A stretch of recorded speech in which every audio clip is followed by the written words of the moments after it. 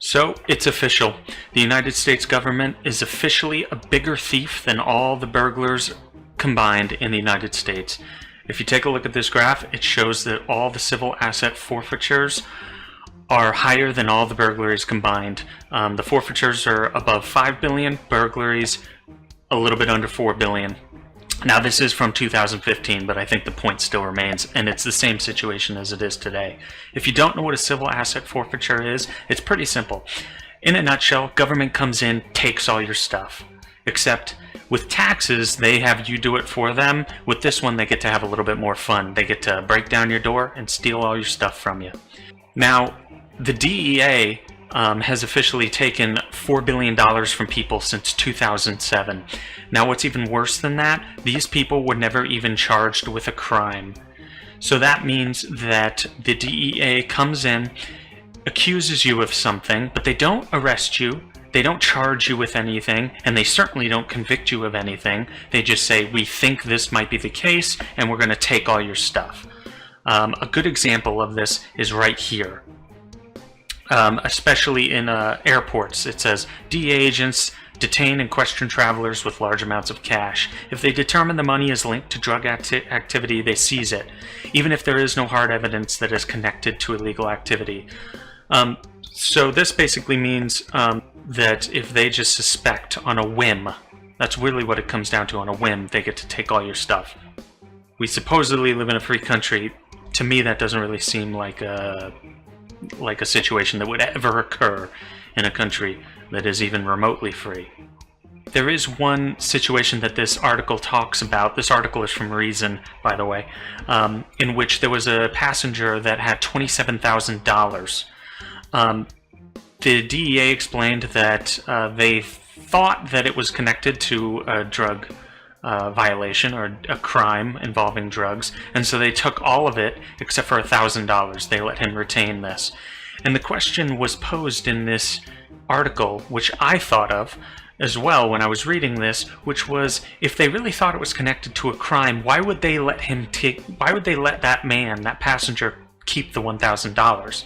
Do they do that in any crime where they were 100% certain that there has been a crime committed?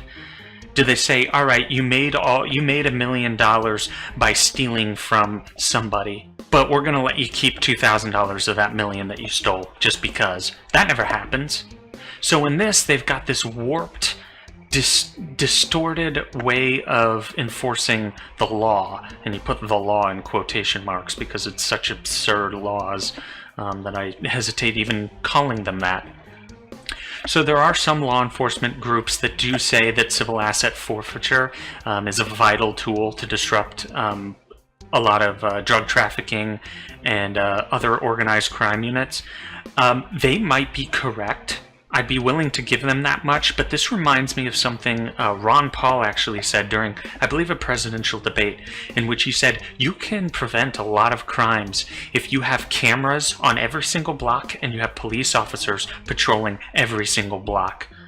You can prevent a lot of crime by doing that, but do you want to prevent crime with the cost being living in a police state? And I think that's a fairly easy question to answer. Of course not. I don't want an absurd amount of laws and law enforcement agents walking up and down every single block so they can hassle everyone to make sure that a few crimes might not be committed. The cost benefit of that just does not make sense to me. And I have to say, the DEA being responsible for this is worse, I think, than any other law enforcement agency, considering the fact that the DEA deals in drugs, which is such a ridiculous crime to begin with.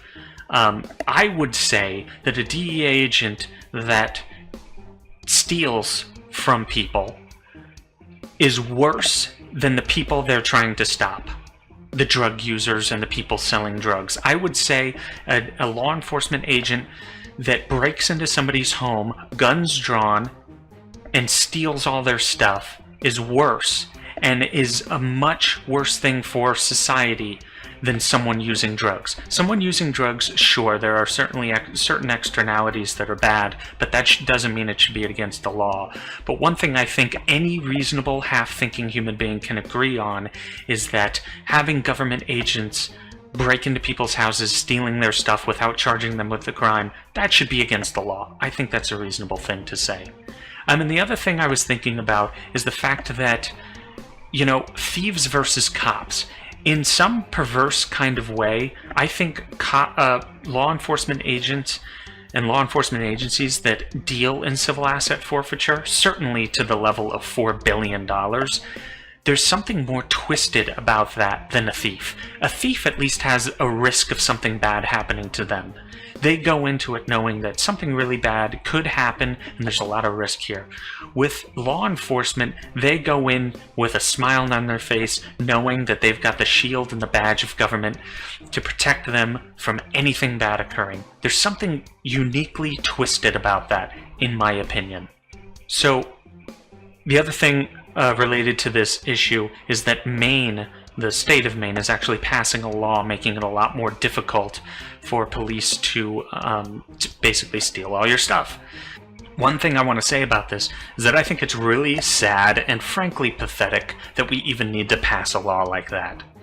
In a supposed free country, we need to write down on a piece of paper to say that people who are supposed to enforce law and to promote peace in this country, we need to write down on a piece of paper reminding them that you're not allowed to just break into people's houses or stop people at an airport or a bus depot and just rifle through their things and on a whim steal all their stuff. I think it's really sad that we need to, as I said, write down on a piece of paper to remind us all, you can't do that in a free country, quote unquote. The other thing that I found extraordinarily frightening about this is that as it says in this article by rare.us, the article about the state of Maine passing that law pertaining to civil asset forfeiture, according to this article, civil asset forfeiture disproportionately impacts African Americans and Latinos. That means if you're of a racial minority, you have a much higher probability to have basically all your stuff stolen, or a good percentage of your stuff stolen.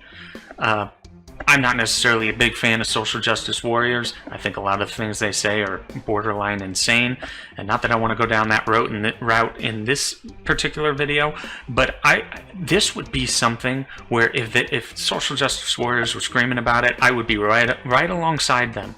This is such a disgusting thing done to people. Obviously, it doesn't matter what race you are. It's disgusting if it's done to anybody, but the fact that these racial minorities seem to be targeted disproportionately is extraordinarily saddening to me in 2017 that we still have nonsense like this going on. It's really quite sad. The one last final thing I'd like to say is, you know, this civil asset forfeiture issue makes a very perverse and disturbing motivation on the part of law enforcement agencies to try and investigate people who do not deserve to be investigated, because they know that there's a probability that they're going to get some free stuff, and man, their bottom line for their budget that year isn't going to be hurt because, hey, look at all the stuff that we stole from people. We didn't even charge them for a crime. We didn't really have to go through a lot of paperwork. We didn't have to go to trial. We didn't have to do any of that. We just went to their house, or we stopped them at the airport. We looked through their stuff. We came up with some BS nonsense and we took it. And we slept like babies that night. It's a really disgusting thing, and I think it's one of the bigger issues that isn't talked about as much as I think it should be. But that's just my personal opinion. Alright, so that's it for this video. I hope you enjoyed it. As always, I really hope you like and subscribe and comment on this video, and please share it with whoever you want. And that's it for this one. Thank you very much.